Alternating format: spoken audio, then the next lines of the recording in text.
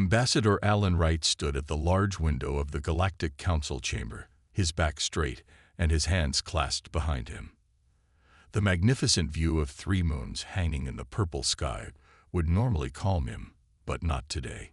He watched his reflection in the glass and saw the tiredness in his eyes.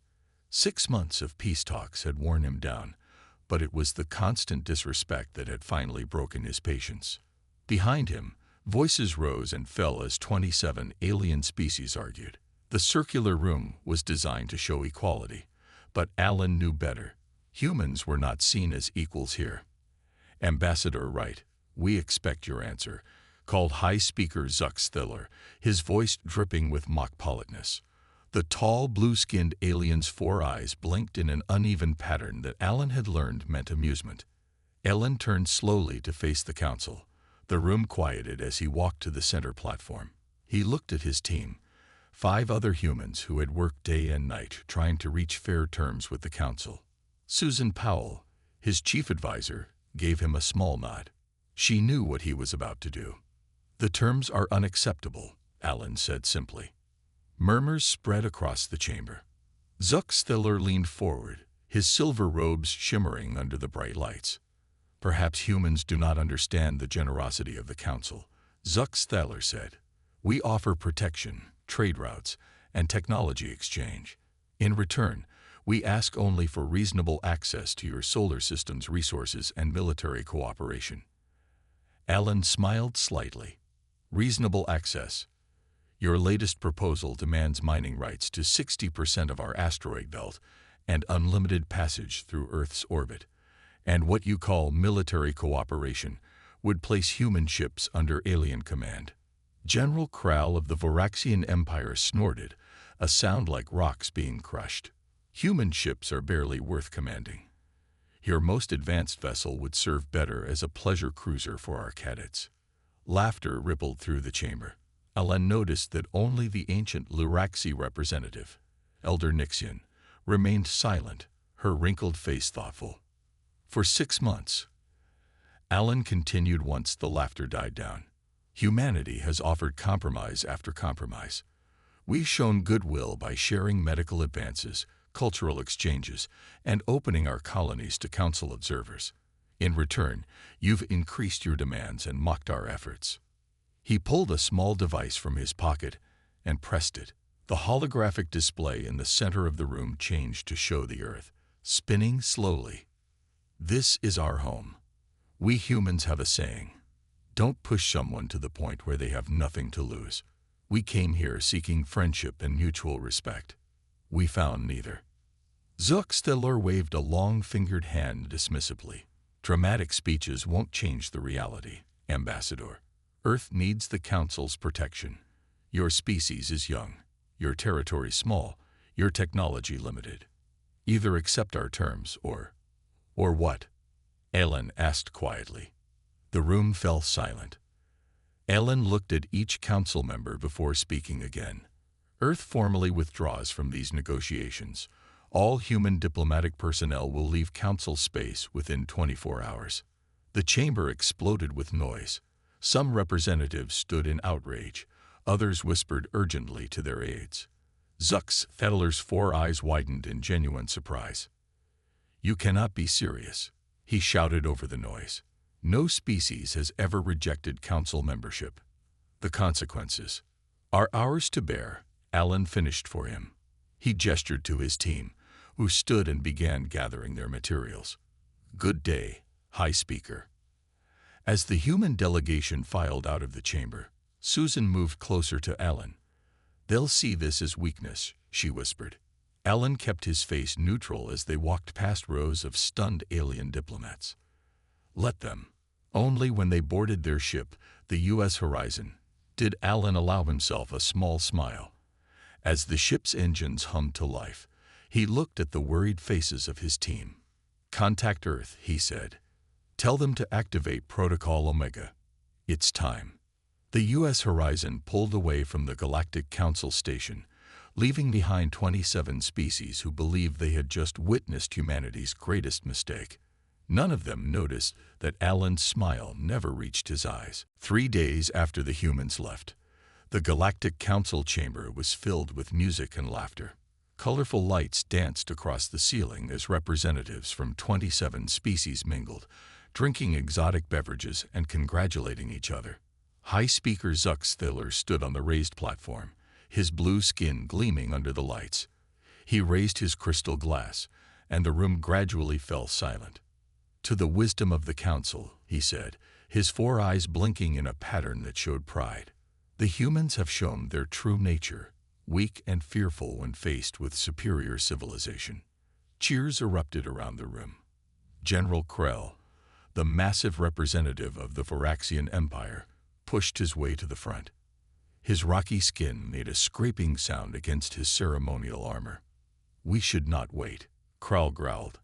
"Now is the time to secure human territories. Their retreat means they cannot defend what they claim. I propose we send a fleet immediately." Many council members nodded in agreement. Maps appeared on the large screens showing human space, Earth, their moon base, the Mars colony, and settlements on several moons of Jupiter and Saturn. "Their defenses are minimal," said Velara, the council's chief military strategist. The slender, green-skinned analyst pointed to several spots on the map. "Our intelligence shows they have only 50 warships, most of them old and slow. They have some orbital platforms around Earth, but nothing our ships cannot handle." Only Elder Nixian of the Luraxi seemed troubled. The ancient, wrinkled alien rose slowly from her seat, leaning on her walking stick. The room quieted out of respect for the oldest member of the council. "I caution against hasty action," she said, her voice soft but clear. "In my 800 years, I have seen many species come and go from this chamber. Those who leave quietly are often not as weak as they appear." Zuckstiller waved his hand dismissively. "Elder Nixian, your wisdom is valued, but the humans are not like the ancient races you have known. They are barely 200 years into space travel. Their technology is primitive. Their withdrawal is simple admission of this fact." Elder Nixian's eyes narrowed slightly. "Did none of you find it strange that Ambassador Wright smiled as he left?" An uncomfortable silence fell over the room, but only briefly. General Krell laughed, a sound like boulders crashing together. "Humans always show their teeth. It means nothing," he said. "They smile when they are happy, when they are sad, even when they are afraid. It is a meaningless gesture." The tension broke, and the celebration continued. Zuckstiller moved to the planning table where several military leaders gathered. "We will send a peacekeeping fleet," he decided, emphasizing the word peacekeeping with a mocking tone. "Commander Drav will lead. It will be a simple show of force to remind the humans of their place." The tall, insect-like Commander Drav clicked his mandibles in acceptance of the assignment. "My ships can depart tomorrow. How should we proceed when we reach human space?" "Enter boldly," Zuckstiller instructed. "Ignore any warnings they might send. Proceed directly to their moon. Once there, demand their immediate return to negotiations under our original terms." Drav's compound eyes reflected the star map. "And if they refuse?" Zuckstiller's mouth stretched in what he believed was an imitation of a human smile. "Then you have my permission to disable one of their smaller outposts. Nothing that would cause casualties. We are not barbarians. Just enough damage to show our resolve." As the planning continued, Elder Nixian quietly left the celebration. In her private chamber, she accessed the historical records on human conflicts. What she found troubled her deeply. Unlike most spacefaring species who achieved unity before reaching the stars, humans had fought countless wars among themselves. They knew battle in ways the council races never had to learn. Meanwhile, across the chamber, glasses clinked and plans formed as the council prepared to teach humanity a lesson. None of them wondered why the humans had gone completely silent since their departure, or why all human traders had suddenly disappeared from council space. For 3 weeks, human space remained completely silent. No transmissions went out. No ships moved along their usual trade routes. Every message the council sent went unanswered. The probes they launched toward the edge of human territory simply disappeared.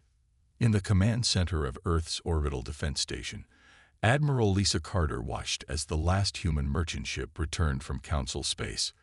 The large screen before her showed a complete map of human territory, Earth at the center, with a web of colonies, stations, and outposts spreading outward through the solar system. All ships accounted for, Admiral, reported Commander Jack Nelson. Operation Silent Return is complete. No human vessel remains in Council territory. Lisa nodded. She was a tall woman with short gray hair and eyes that had seen too many close calls during first contact missions. Begin Phase 2 of Protocol Omega, she ordered. Throughout human space, a carefully choreographed dance began. Civilian ships retreated to designated safe zones. Military vessels took up defensive positions but remained powered down to avoid detection. Most importantly, hundreds of small stealth satellites moved into predetermined locations, forming an invisible net around human territory. Deep below the surface of Mars, engineer Frank Miller worked in a vast underground facility. He hadn't seen sunlight in 2 weeks, but he didn't mind. The work was too important. System check complete, he said to his team of 30 engineers. All platforms report ready. On the main screen, green lights blinked across a complex diagram. Each light represented a defensive platform that had been hidden in space years ago, disguised as small asteroids or space debris. Now they waited for activation. Frank looked at the activation key in his hand, a simple metal cylinder with a DNA lock. Ambassador Wright's message was clear. The Council didn't take our withdrawal as intended. They're sending ships. His assistant, Olivia Ward, checked her tablet. Council vessels will reach our outer marker in approximately 16 hours. Do we have confirmation to activate? Frank nodded. Direct from Earth Central. The President says it's time to stop hiding what we can do. He pressed his thumb against the cylinder. It glowed briefly, recognizing his DNA, then clicked open. Inside was a simple red button. Frank pressed it without ceremony. Across human territory, the hidden platforms silently powered up, their advanced cloaking systems keeping them invisible to standard sensors. On Earth, citizens went about their daily lives with a calm that would have surprised the Council representatives. In schools, children continued their lessons. In hospitals, doctors treated patients. On farms, crops were harvested.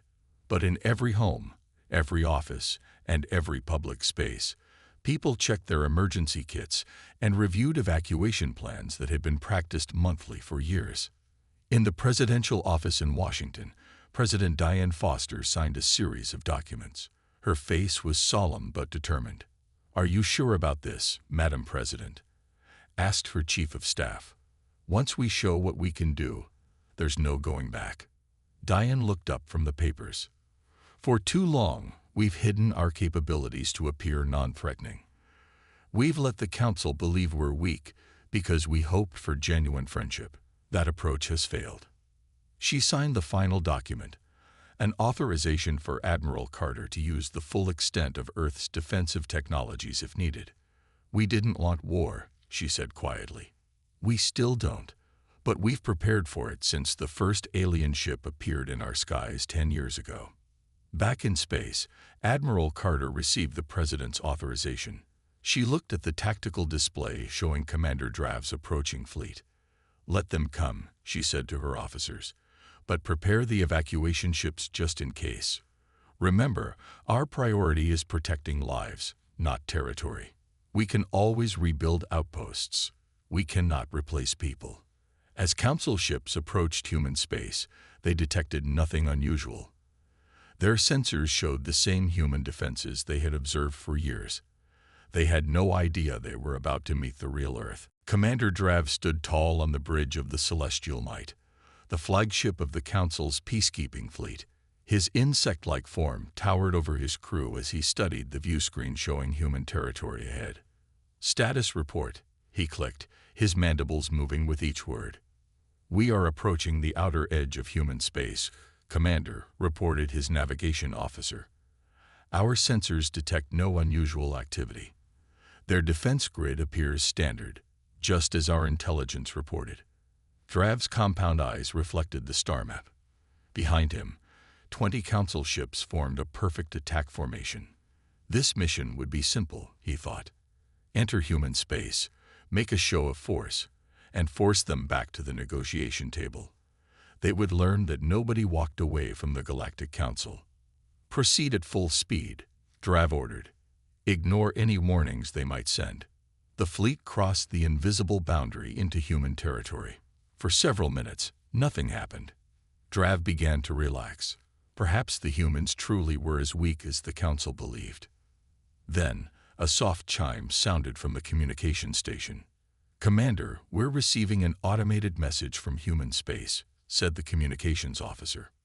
"Put it on screen," Drav ordered. A simple text message appeared. "You are entering sovereign human territory without permission. Please reverse course immediately." Drav made a clicking sound that his crew recognized as laughter. No visual communication. Not even a voice message. How primitive. Continue forward. The fleet moved deeper into human space. Suddenly, sensors began to detect something unusual. "Commander, multiple objects are appearing around us," reported the sensor officer, her voice rising in pitch. They were not there a moment ago. The view screen showed dozens of small platforms materializing seemingly from nowhere, surrounding the Council fleet in a three-dimensional grid pattern. "Impossible," Drav hissed. "Our sensors would have detected them. They appear to be using some form of cloaking technology we haven't encountered before," said his science officer. "The platforms are small, maybe 5 meters across. No obvious weapons, but..." Before she could finish, another message appeared. "Final warning. Reverse course, or you will be redirected." Drav's mandibles clicked in anger. Redirected. Such arrogance. Target the nearest platform and fire a warning shot. The weapons officer hesitated. "Sir, the High Speaker ordered no aggressive actions without." "Do it," Drav commanded. A beam of energy shot from the celestial might toward the nearest platform. Just before impact, the beam seemed to bend around the platform, disappearing into space. Silence fell across the bridge. Then, a soft blue light began to emanate from all the platforms simultaneously. "What is happening?" Drav demanded as alarms began to sound. "Unusual energy readings, Commander. It appears to be some form of spatial displacement technology," the science officer reported, her voice now shaking. "It's creating a field around our entire fleet."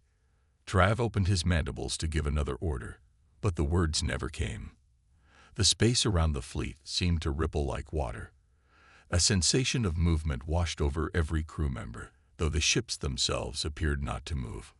Then, as suddenly as it began, the sensation stopped. "Report," Drav demanded. "Sir, we're back where we started," the navigation officer said in disbelief. "Outside human territory. All ships report the same." The platforms had vanished. There was no sign of damage to any council vessel. They had simply been relocated. "Impossible," Drav repeated. "No species has mastered spatial displacement on this scale." As the council fleet regrouped, a video message finally arrived from human space. The screen showed Admiral Lisa Carter sitting calmly at her command desk. "Commander Drav," she said, her voice polite but firm. "We hope you'll understand that we prefer not to have uninvited guests. This was a gentle reminder of our boundaries. Next time, please request permission before entering our space." The message ended before Drav could respond. On the bridge of the Celestial Might, stunned silence reigned. The humans hadn't fired a single shot. They hadn't destroyed or even damaged any council ships. Instead, they had demonstrated technology far beyond what they had ever revealed during peace talks. "Contact the High Speaker," Drav finally said, his voice subdued. "We have miscalculated." News of the peacekeeping fleet's embarrassing encounter spread quickly through the Galactic Council. Emergency meetings were called. Military advisors huddled in worried groups. The council chamber, so recently filled with celebration, now buzzed with confusion and fear. In the great library section of the council station, Two figures worked separately, but with the same goal. Ilara, the Council's chief historian, searched through ancient records of first contact protocols. Several levels below, Greg Patterson, a senior human cultural analyst who had remained behind when the delegation left, combed through years of human diplomatic data. Neither knew of the other's work, but both were driven by the same question. Who were the humans, really? Ilara's six-fingered hands moved gracefully over the holographic controls as she pulled up file after file. Her species had perfect recall, which made her an excellent historian, but gave her no insight into the puzzle before her. Most species follow predictable patterns, she muttered to her assistant. They either display all their power immediately to intimidate, or they hide weakness through bluster and threats. The humans did neither. She paused on an image of Ambassador Wright at his first council appearance 3 years ago. The human had seemed so ordinary, so unassuming. Now she studied his eyes more carefully. He knew, she whispered. From the very beginning, he knew they were stronger than they appeared. Meanwhile, Greg sat in his small office, surrounded by screens showing video clips from years of council meetings. As one of the few humans with permission to remain on the station for research purposes, he had access to archives most council members never bothered to examine. Computer, show me all instances where council representatives questioned human military capabilities, he said. Dozens of clips appeared. Greg watched as, time after time, human diplomats responded to mockery with calm smiles, neither confirming nor denying the council's assumptions about Earth's limited power. They never lied, Greg realized. They just never corrected anyone. His computer chimed with an incoming message. It was from the ancient Luraxi representative, Elder Nixian. The message was simple. Meet me in private chamber 7. Bring what you found. When Greg arrived, he found not only Elder Nixian, but also Ilara waiting. The three looked at each other in silence before Nixian spoke. You both see it now, don't you? She asked. Ilara nodded. The humans were never weak. They were patient. More than patient, Greg added. They were careful. They studied us while letting us believe we were studying them. Elder Nixian's ancient face creased in what might have been a smile. I have lived long enough to recognize the signs. Tell me, young human, what does your history teach you about war? Greg hesitated before answering. Unlike most council species, humans didn't achieve unity before reaching space. We fought countless wars among ourselves. Terrible wars that taught us to be cautious and creative, Ilara added, displaying images she had discovered. Your ancient military strategies. Deception, misdirection, showing weakness to conceal strength. These are concepts many council species never developed because they never needed to fight their own kind. The three fell silent as the implications became clear. The council had misunderstood humans from the beginning, interpreting their caution as weakness, their politeness as fear. A soft chime interrupted their thoughts. A message had arrived for all council members. A single human diplomat had finally broken the silence. Nickel Davis, a junior aide who had maintained relations with the Luraxi, was requesting permission to address the full council. She was always kind to my people, Elder Nixian said. Perhaps she will explain what happens next. Hours later, the council chamber was filled to capacity. Nickel Davis, a young woman with dark skin and calm eyes, stood on the central platform. The room fell silent as she began to speak. The Galactic Council believes that humanity retreated from peace talks because we feared the consequences of refusing your demands, she said, her voice clear and strong. That assumption is incorrect. We didn't retreat because we feared war. She paused, looking around the room. We retreated because we value peace too much to remain where it was never truly offered. General Krell pounded his rocky fist on the table, sending cracks across its surface. The private meeting chamber fell silent as the other military leaders from hardline council factions watched him. We cannot accept this humiliation, he growled. The humans made fools of our fleet. They made fools of the Council. Commander Drav, still shaken from his encounter with human technology, tried to speak. Perhaps we should reconsider our approach. Their defensive capabilities are clearly beyond.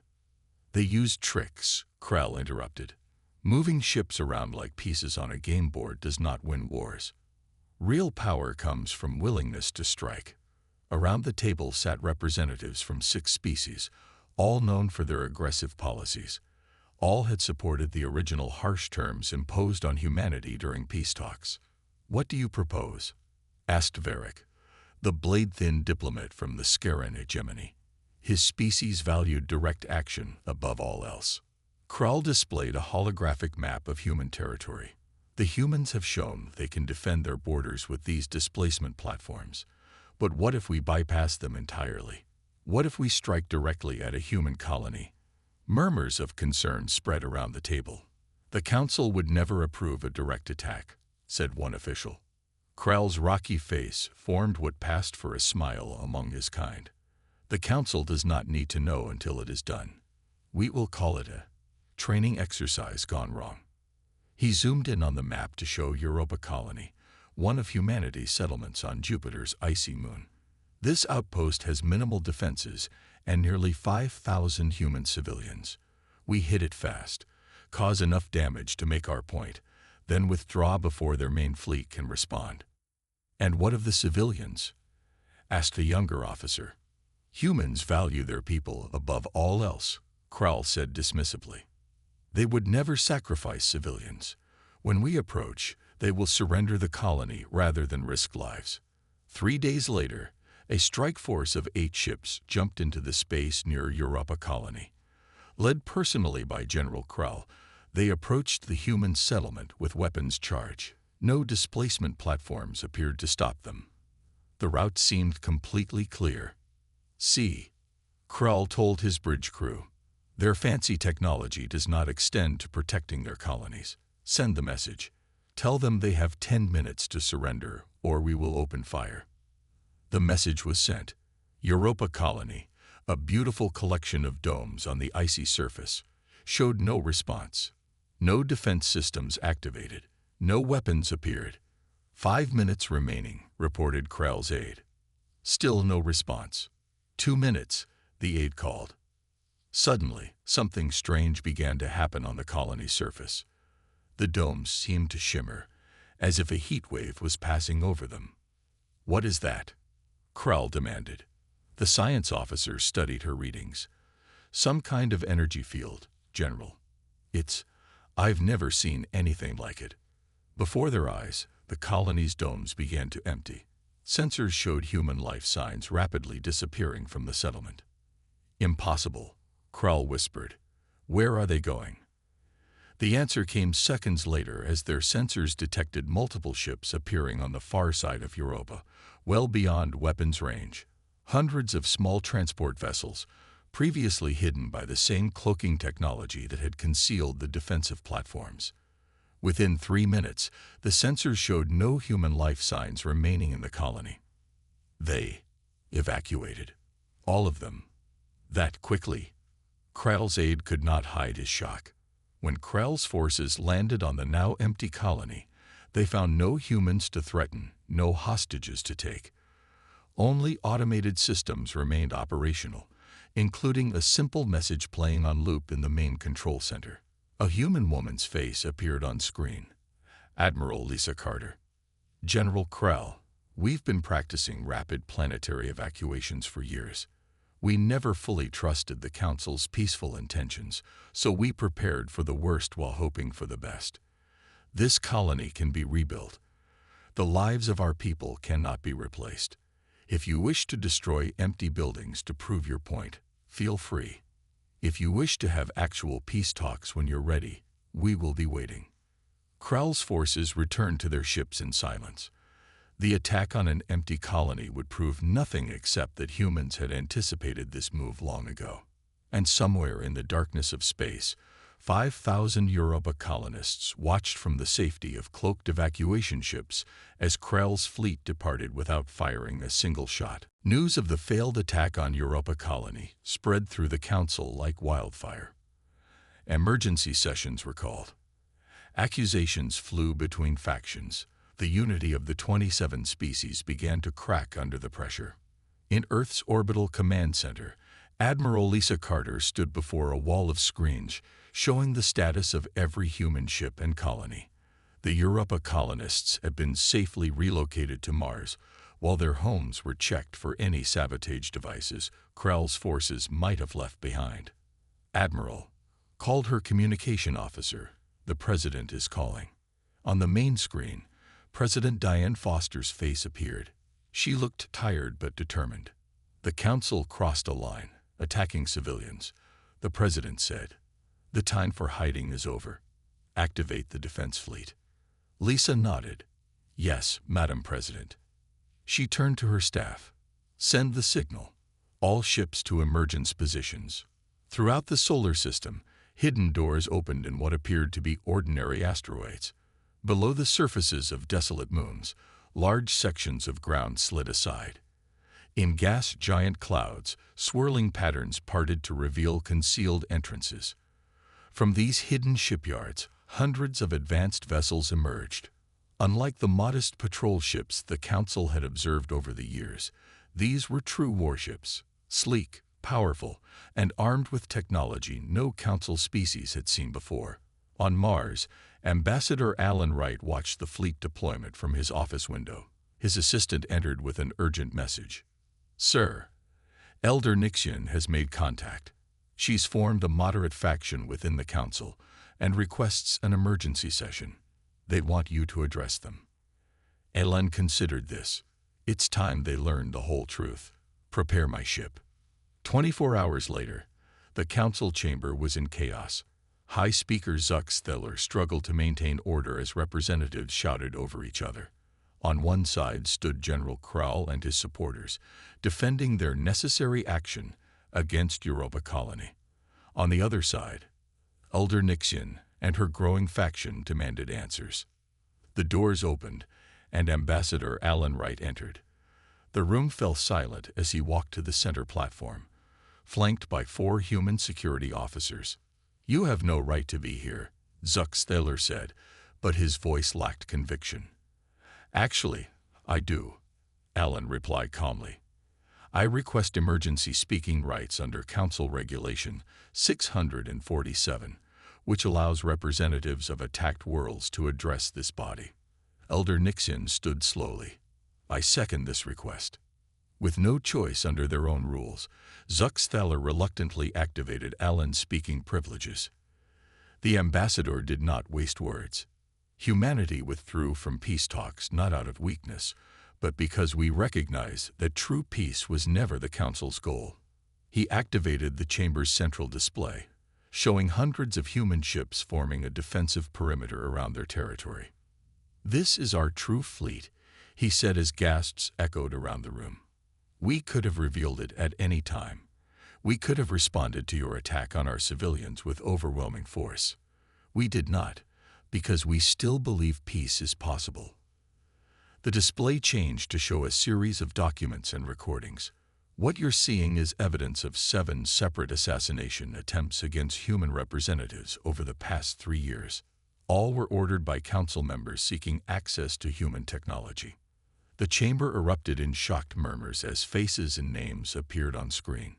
Several were high-ranking officials present in the room. "Most disturbing," Alan continued, "is that High Speaker Zuck Steller knew of these attempts and did nothing to stop them." All eyes turned to Zuck Steller, whose blue skin had paled visibly. "Lies," the High Speaker whispered, but without conviction. "The final evidence," Alan said, bringing up one last recording. It showed Zuck Steller in his private chamber, speaking with known weapons dealers from outside council space. "The humans have technology we need," the recording played clearly. "Once we control their territory, we can reverse engineer their spatial displacement systems and sell them to the highest bidder." The chamber fell completely silent. Even General Krell looked shocked. Alan's voice was quiet, but carried to every corner of the room. "We came to you seeking friendship. We found conspiracy and betrayal instead. Now you know our strength." The question is, what will you do with this knowledge? The days following Ambassador Wright's revelations were unlike any in Galactic Council history. The unity that had held 27 species together for centuries cracked, then shattered. Elder Nixian, respected for her wisdom and age, led 12 species in breaking away from the old council leadership. They called themselves the Coalition for True Peace. The remaining species divided between those still loyal to the old ways and those simply unsure which path to follow. High Speaker Zux Thiller was removed from power when additional evidence revealed his extensive dealings with weapons merchants. Guards escorted him from the chamber as he protested his innocence, his 4 eyes blinking rapidly in distress. General Krell, surprisingly, was among the first to acknowledge the truth. His rocky features showed what passed for shame among his kind as he addressed his fellow warriors. "We misjudged the humans," he admitted. "I thought their kindness was weakness. I was wrong. A species that can evacuate an entire colony in minutes rather than risk a single life has strength beyond our understanding." 1 week later, a neutral meeting ground was selected. The station called Harmony Deep, located between human and council space, had never hosted such an important gathering. Its simple white halls were filled with representatives from both sides, cautiously eyeing each other. Admiral Lisa Carter arrived with minimal escort. She wore a simple blue uniform with few decorations, though everyone knew she commanded humanity's impressive fleet. Ambassador Wright walked beside her, his face serious but not unfriendly. Elder Nixian and the new council representatives waited in the main conference room. The old alien rose slowly as the humans entered, offering the traditional greeting of her people, a gentle bow with hands open to show trust. "Welcome," she said. "We meet as equals now." Lisa returned the gesture. "That is all we ever wanted." The meeting lasted for hours. Hard questions were asked on both sides. Voices sometimes rose, but no one walked away. This time, the talks were genuine. "Why did you hide your true strength for so long?" asked one council member. Ellen smiled sadly. "Would you have treated us as equals if we had arrived with our war fleet visible, or would you have seen us as a threat to eliminate?" Heads nodded around the table. The humans had shown wisdom beyond what many had expected. "And what happens now?" Elder Nixian asked. "Your people have been wronged. You could demand harsh terms in return." Lisa and Alan exchanged glances before Lisa answered. "We don't want territory or resources. We don't want control over other species. We want what we always wanted: fair trade, cultural exchange, and mutual security." A new treaty took shape. Unlike the previous talks, these negotiations proceeded with respect on both sides. Boundaries were established that both parties agreed to honor. Technology would be shared, but gradually and with care. Trade routes would reopen. Most importantly, regular meetings would be held to address concerns before they could grow into conflicts. As the formal discussions ended for the day, Lisa approached General Krell in the hallway. "Your attack on Europa taught us something too," she said. The rocky general looked surprised. "What could we have taught you?" "That we need to work harder to understand each other." War almost started because neither side truly knew the other. On the final day of the summit, as the treaty was being prepared for signing, a small side door opened. A human child, Beth Morgan, daughter of one of the diplomatic staff, wandered into the room. Behind her came a young Blaraxi, Elder Nixian's great-grandchild. The two children, so different in appearance, were playing a simple game with colored blocks, sharing them without concern for who came from which world. The adults fell silent, watching. Alan Wright smiled at Elder Nixian, who nodded in understanding. "Perhaps," the old alien said softly, "our children will do better than we did." "They usually do," Alan agreed. As the treaty was signed, humans and council species looked toward a future neither had imagined when talks first broke down. Not perfect understanding, that would take generations, but something more valuable: respect. Earth had withdrawn from false peace to find true peace, and the galaxy would never be the same.